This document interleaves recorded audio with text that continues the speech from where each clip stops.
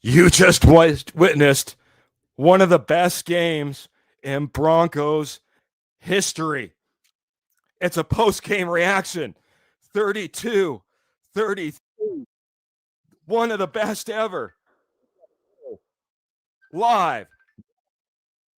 Denver Bronco Roundup podcast. Starting now.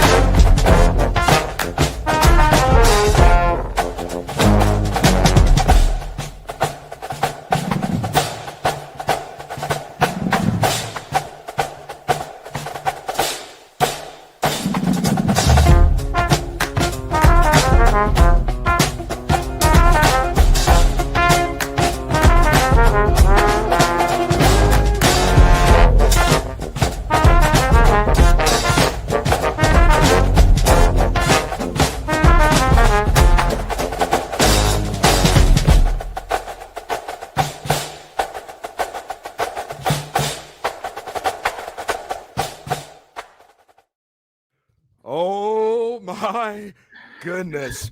Make grown men cry. Jody, make grown men cry. Whoo! Welcome to the Denver Bronco Roundup podcast, post-game reaction. If you missed it, you missed one of the best ever, Jody. One of the best ever. Wild game, but I'm going to go at this in a different way. I don't want to ruin the parade, but this offense has massive problems, and for 3 quarters we can't do nothing. I'm sick of the bubble screens.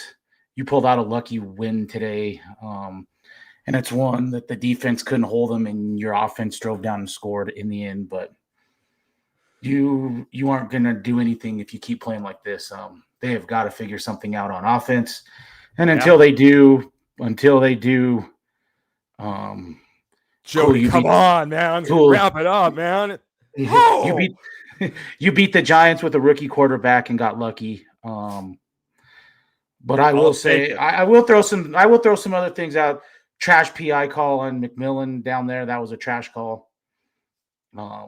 He was getting held just as much. Trash call. So I don't think that was roughing the passer. I mean, but whatever. Yeah. We got the win. We're 5-2. We're in first place in the AFC West.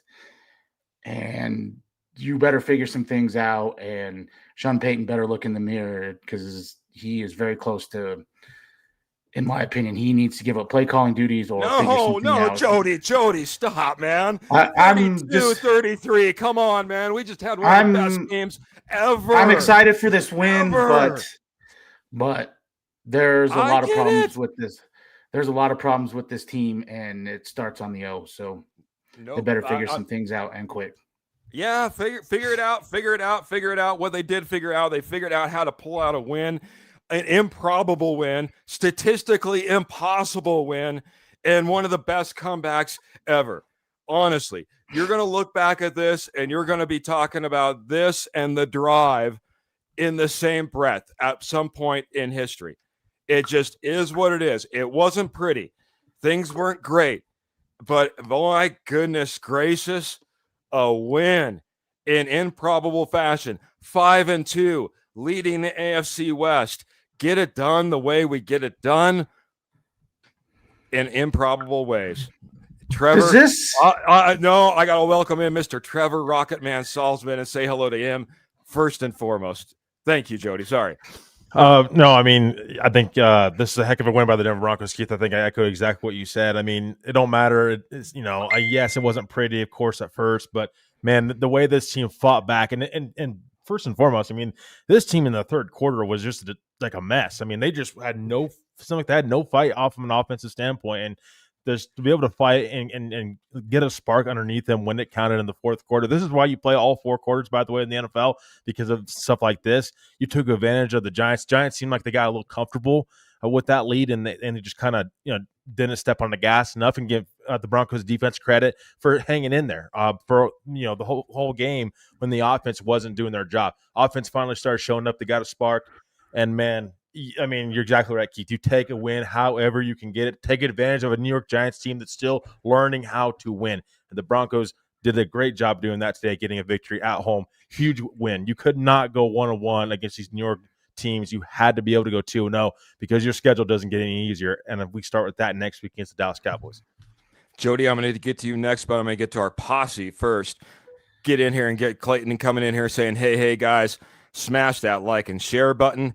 Mr. Graham coming in over on YouTube saying, unbelievable. Man, what the heck did we just watch? Clayton coming back in and said, absolute dogfight. Raymond's coming in over on YouTube, says, what an emotional roller coaster. I came in on tears, man. I'll be honest, man. Emotions were absolutely flowing for me.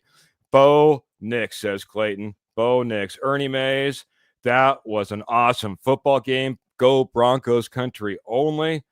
What else we got in here? Got Peter Johnson coming in and saying, refs have been soft this year. Peyton, what's that? Sorry, I said fact. Fact is right. Fact. The refs have been very soft this year and making horrible calls in clutch plays that are determining the outcome of games. Yeah. When you got to let them play at some point, and I agree, man. Michael Ronquillo coming in here. Good evening, Keith, Trevor, and Jody, and go Bo Broncos. And Mr. Kenny Kirkpatrick, which I did not foresee having to squeeze into a Russell Wilson size small Denver Broncos jersey as punishment for his Giants losing this game. But he did it, man. Welcome to the show. Martin's coming in as well saying, let's hope this win will turn things around for our offense. Whew. Let's hope so. I know Jody hopes so. Welcome to the show, Kenny. Thanks for squeezing in here. Thanks. Now, if my team's gonna lose the Giants to a team, it's got to be the Broncos. If you're gonna lose a team to a way like that, and for 4 quarters until 5 minutes on the clock, the Giants dominated that game. But congratulations. All that matters is when the clock is 0, who comes out with the victory.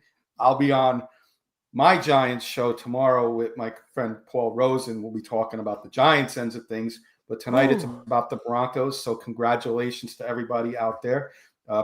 Nice comeback win.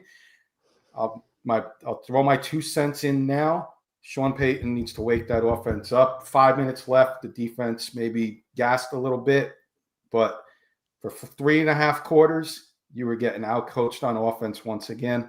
Go get a playmaker or even 2 to help this offense out. That's my opening thoughts. Well, your opening thoughts were much like Jody's opening thoughts. He was pulling me down so much. I kept trying to cut him off. I'm sorry, Jody, man. I was like just so riled up with emotion, man. I was so riled up with emotion. So I'm gonna go about this a different way. We can bash Sean Payton on our show Wednesday and this and some different things, but it's just an incredible win. This is, for some old school people. I mean, I didn't see it live, but I've went and watched it. This reminds me of the Elway, his rookie year, when he came back from 21 down against the Colts, that type of thing. Mm-hmm. Incredible. We got lucky. But you need luck to win games like this. I don't think that pass was for Mims down the middle, but it was right there. The deflections of back and forth. It was one of them games. But at some point, you watch this at the very end. Sean Payton has got to let Bo Nix throw the football. This check down stuff has got to go away. But I agree with Kenny. We need to get some playmakers. And I was going to ask everyone, this so far reminds me of 2011 with Tim Tebow, kind of the offense playing like crap. You come back late in games. The difference is you have a legit defense this year. I don't know how you guys feel about that, but it reminds me a lot of that. I can see the correlation. I'm just going to say hello to a few more people. I'll get Trevor's thoughts on that. Adam and Kayla coming in saying, I'm going to just take my glasses off because it's better that way. Hey there, Broncos family. Love y'all. Go Broncos. Peter Johnson coming in, trying to show you a little bit of love. Bad luck to my friend Kenny. Giants probably deserve to win up to that Jackson Dart pick. Terrible decision at that to pass the ball at that point.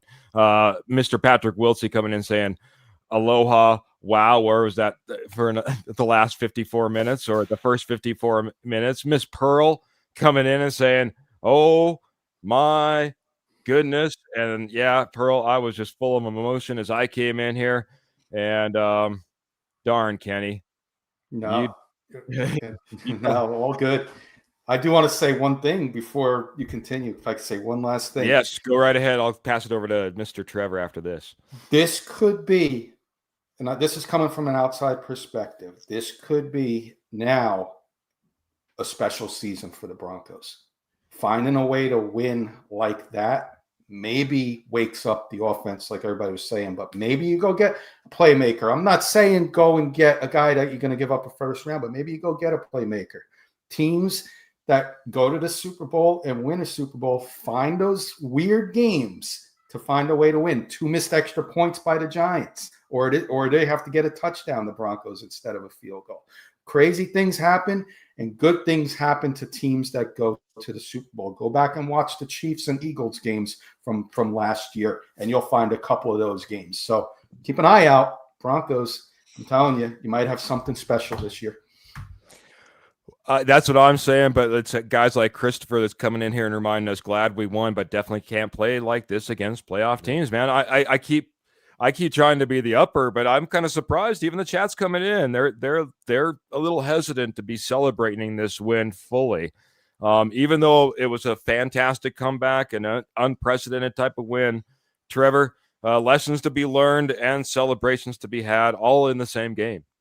Yeah, absolutely. And I mean, credit to this Broncos team for coming back. I mean, the alumni that was there today, you could not play that bad all game long and get shut out at home when you have the Super Bowl 50 celebration. GT's family's in town. I mean, it was embarrassing. And the matter of fact that this team came back and stuck with it, I mean, it just goes to show that the culture that this team has, I think, within it. And we'll question Sean Payton's play calling and whatnot down the road, but I mean, just you need to credit Sean Payton for the culture that he's built here in Denver and how this team continues to stay together no matter what. And they play all 4 quarters. Kenny, I'm sorry, that Giants team, they got too comfortable, and that's exactly why they lost this game. I mean, that's a big reason why they lost this game. Then you had a field goal kicker that really probably has no business being in the NFL right now, that if he makes 2 kicks, extra points, you win that game. It comes down to those little things in the NFL that can be the difference of wins or losses. So huge win for the Denver Broncos. But I mean, I agree with everybody else, and we'll save it for down the road. But got to play much better. Got to get off to a better, a faster start.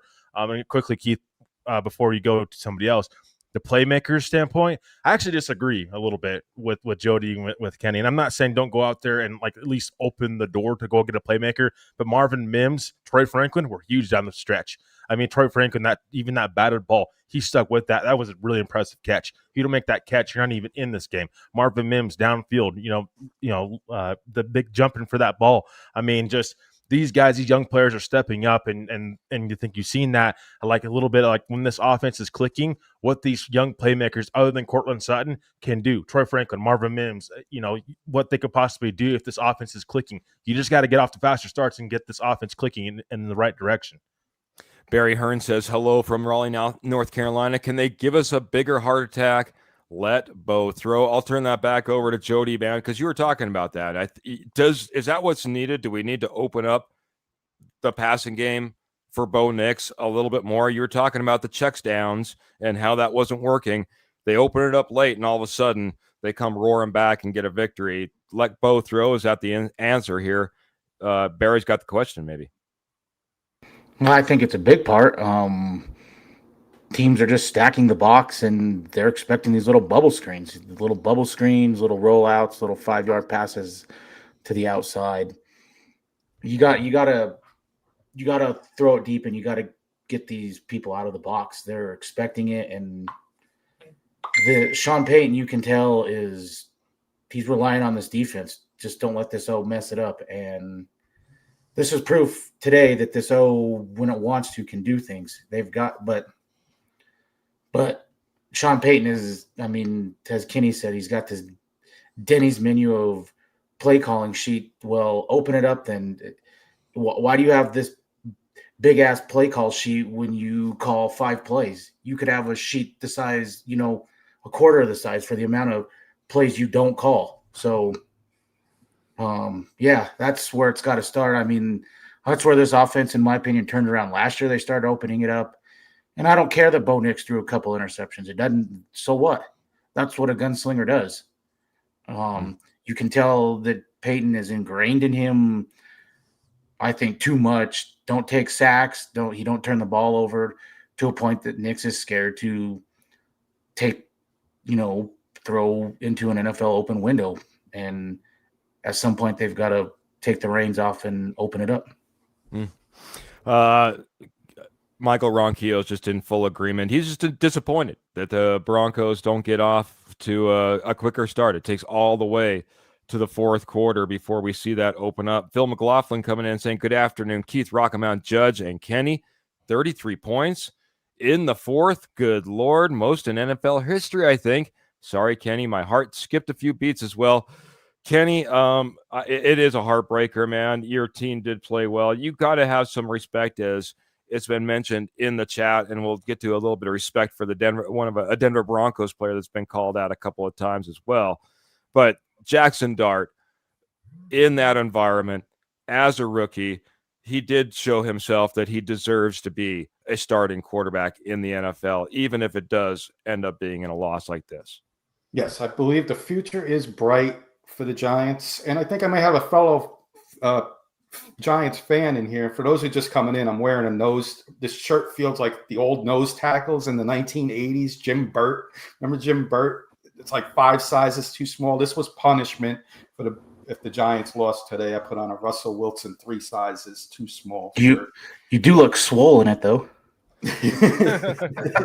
But I think it starts with some of the decisions, the roster decisions. There's a kicker, and I'm not going to get into the Giants because we're on Denver Bronco Roundup, but Young-Hoo Koo, well-respected kicker. He's had good career. He's been on our practice squad now. This is his 3rd week on the practice squad.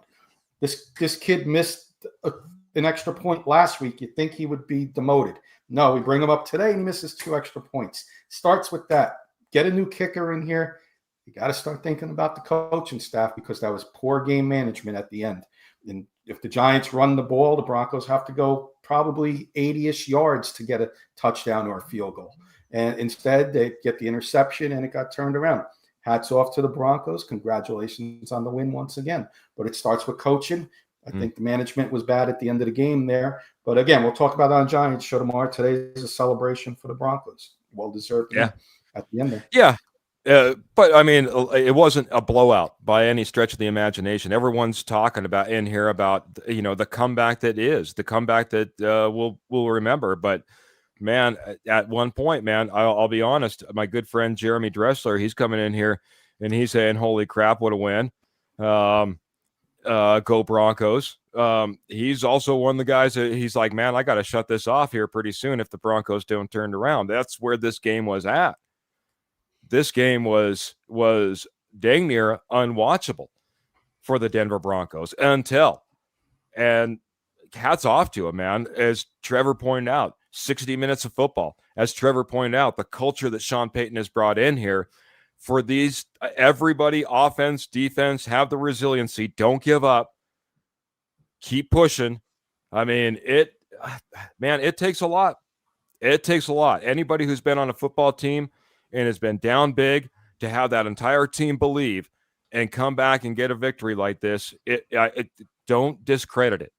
Don't discredit it. Now, is it enough to get this Denver Broncos offense kick-started and running, at least in the first 3 quarters of maybe the next game?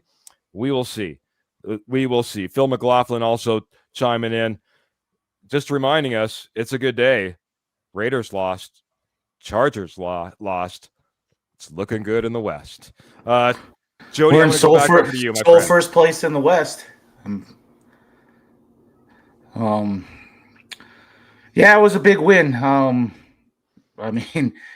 You don't get to see very many games like that.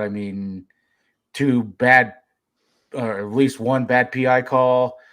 And when the Giants scored there, I thought, this is, we deserve to lose. And then Beatty runs it out and doesn't get to the 30. And, then Bo Nix hits that deep pass down the middle. It was just, everything fell in place, because even Sutton, I think he thought he was out of bounds when he caught that ball, and he kind of got up slow at first.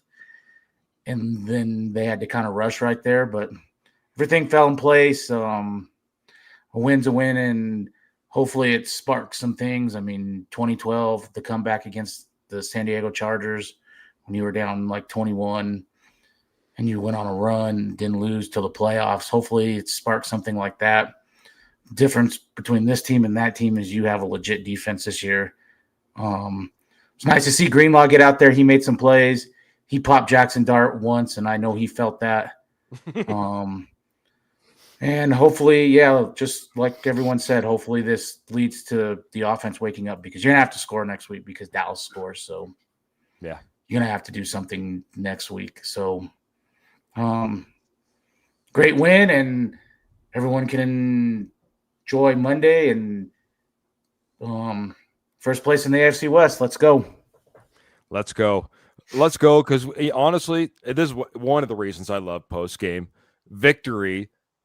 Post-game podcast is because A, the celebration, B, the emotion. Like I said, I was crying like a baby as I about ready to start into this podcast, man, after this emotional win. And then we get to see all these new faces. We've already talked about new faces from North Carolina. Now we got Silvio coming in and seeing May and Bo Nix grew up together. Silvio, I'm sure you got some stories. I'm sure you got some stories, and probably some stories that Bo Nix probably doesn't want you telling on the air. Hit me up backstage. Message me off the air. No, I'm just kidding. No, thank you so much for chiming in. And boy, you never know. Small world out there. Small world. One other one I think I threw up there. Victor's coming in. And Victor, I love when you come in. Always usually cracking me up with a joke. But today, no joke. 30 seconds, too much time left on the clock for this team. LFG. Let's freaking go. I mean, Kenny, honestly, 37, 38 seconds left. I think that's where we got the ball, and it was just too much time. It could have been over. 37 seconds. Broncos get the win with no time on the clock, man. Did you think they left too much time, Kenny, when they scored? No, because an extra point, the worst case scenario, is a tie. No, I didn't think they left too much time on the clock. I mean, I thought our defensive coordinator would learn from his mistakes against the Cowboys. You get a pass rush a whole game, and then that first play, you dropping 8 back and going with a 3-man rush. I thought that was a mistake. But no, I mean, you score whenever you can. I don't believe in that, score too soon, because anything can happen. Anything can happen if you wait too long. Fumble, a penalty, you get a penalty and that drives it back 5 yards. Denver's defense probably stopping the Giants. All right. Trevor, I'll start with you. I'll get some final thoughts. I don't know if Jody has any more. He was kind of giving me some final thoughts vibes on his last time around the horn. Dom Mars coming in here giving us that mile-high salute as we salute the Broncos in a 33-32. Whew. I mean, just a heart attack type of game. But Trevor, I don't know. Final thoughts as you put yourself together after this victory that didn't look like it was going to be so. Yeah, I mean, you snuck out with one. I mean, I think it's a 50-50, like good vibes, of course, but this is a learning experience as well. The penalties have got to stop with this team too. Like, I mean, we talk about Sean Payton, the play calling, but man, like 12 penalties for 127 yards against this Broncos team. You're not going to win a lot of games having double-digit penalties as a team. And so that's something they've got to clean up. And that's just not been an issue today. It's been an issue all season long. That's why I continue to bring it up. But nevertheless, victory's a victory. I mean, again, and I think Kenny can maybe account to this as well. The Giants are still, with Jackson Dart, they're still learning how to win in a way. I mean, and one reason I say that is because Brian Daboll, I mean, if your field goal kicker's struggling, I would probably went for 2 instead of the extra point. I feel like, again, be more aggressive.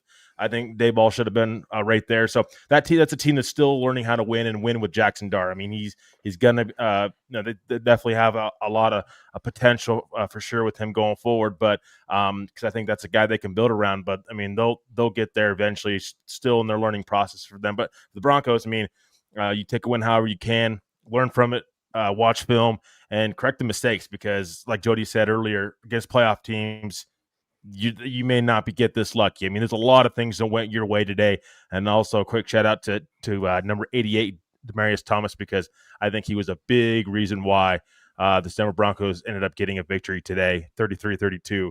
This one is for DT. Love that, man. I have a stat here that Adam Schefter just posted. This is pretty wild. The Broncos' 33 fourth quarter points were the most points in the fourth quarter by any team that had been shut out the first 3 quarters in NFL history. So, I mean, making more history, I guess. Mm-hmm. Any other final thoughts before I let you out of here, my friend? No, just hopefully you can build off of this. You've had a wild 3-game stretch here, Philly, then to London, and then back home. I don't know if jet lag was a part of it. I'm not going to say that because you've been on jet lag all year with this offense, but hopefully it turns some things around. We've seen it turn things around in the past, what big comebacks can do, and go find one playmaker and let the magic continue. Seems like a magical season, kind of like 2015. Let's go. I'll give Kenny some final thoughts, man. I know it's heartbreaking thoughts, and we'll catch up with you more on a Giants show as well. Yeah, with more Giants tomorrow again on K&K Sports Show, New York Giants football talk. Me and my co-host Paul Rosen, we'll be talking Giants tomorrow. But tonight it's about the Broncos. Amazing history-making comeback, like Jody just alluded. I will say this: we talked about playmakers. I told everybody he's not a big playmaker, but he adds. I wanted a playmaker and depth at tight end. Our good friend Graham, texted me on that Daniel Bellinger touchdown, and he said, "Man, did you call that?" I said, "Watch out for Daniel Bellinger in this game. We have a rookie that we're trying to get into the games, and now that we lost this game to the Broncos, Daniel Bellinger may be available in a trade, and it's not going to cost much. Might be a good depth piece at tight end going forward for the Broncos behind Evan Engram. Knows his role. He's a backup tight end. I do think he's better than what you got there. So congratulations, Broncos. Keith and I will be on the Morning Juice tomorrow. Check us out there. We're going to go around the league tomorrow. But great win, Broncos. Build off it. Going to learn about your offense next week with the Cowboys coming up with a struggling defense. So let's see. And congratulations, Broncos country. I'll give you the salute. Game was over. I didn't give any on Friday, but you get one from me today. And by the way, if anybody's in Maryland, I'm going to need help getting out of this shirt. It's a little a couple hands. Just do the Cam Scatterboo like last week. I was up for one of them. This is what I'll say, Matt. You put this together, this type of passion, this type of culture, this ability to play 60 minutes of football together with a game plan where you play good, solid football for the first 3 quarters.